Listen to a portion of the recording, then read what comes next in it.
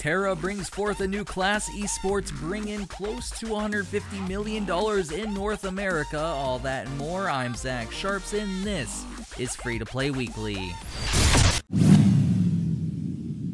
With Fate of Ahroun launched months ago, new Sky Castles added in quite recently. Now a new class is being added in within NMAS Entertainment's free-to-play action MMO TERA Online. The Gunner class is by far one of the more over-the-top classes within TERA, featuring a massive gun at his or her disposal, turrets that can be placed anywhere, and even a personal robot helper.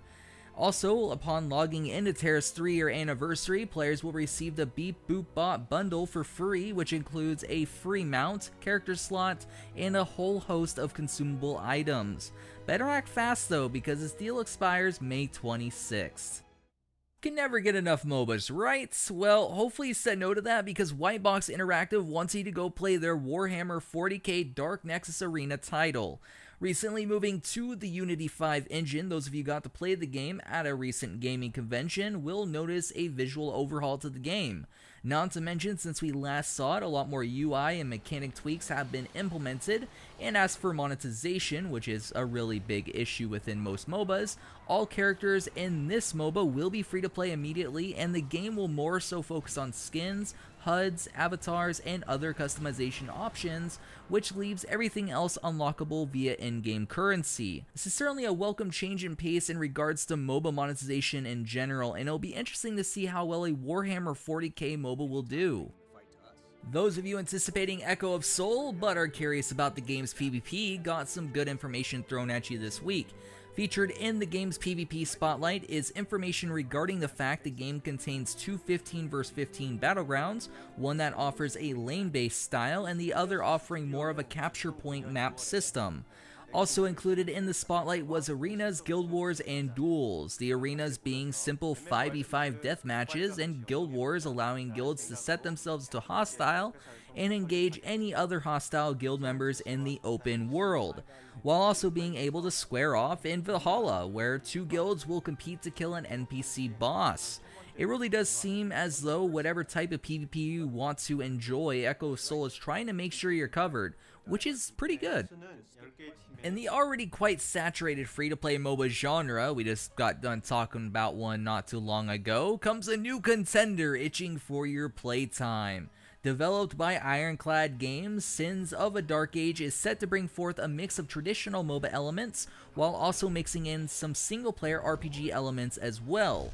Want a Q4 match but don't want to look at menus while you wait? Sins of a Dark Age gives you the option to play various solo modes that have unlocks of their own while you wait for that queue to pop. Plus, there are also some upcoming solo and co-op adventures that add in a bit of flavor as well, and if you're curious about Sins of a Dark Age and end up reaching level 10, you'll get some free goodies thrown your way.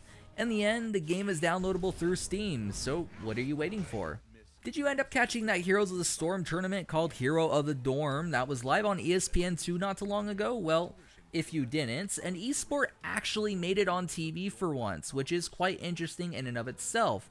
But that wasn't this week. This week, there was more interesting things going on, such as a super data report being detailed, showing that esports have grown to be a $612 million worldwide product with 134 million viewers worldwide. With massive success worldwide, you would think that League of Legends or some other free-to-play MOBA must be on top, but that would be incorrect. Interestingly enough, Call of Duty is the most viewed franchise in all of esports, and first-person shooters are the most viewed genre by far. Overall, this trend to me is cool, and for gaming as a whole, it's really good because more exposure is definitely good to market your game, that's for sure.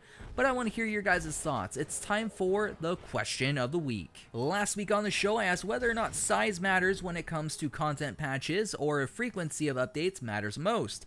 A user by the name of Daniel said the following: frequency is much more important. Constant updates remind the players that they haven't been abandoned.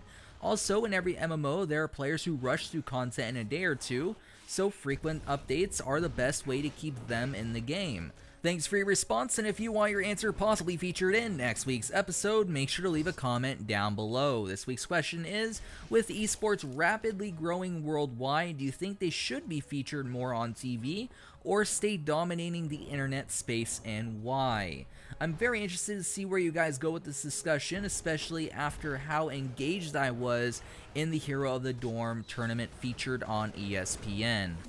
Well guys, that does it for the news this week. Right now, you are imagining me running through my giveaway spiel, but really I'm actually explaining to you guys that I'm not doing it.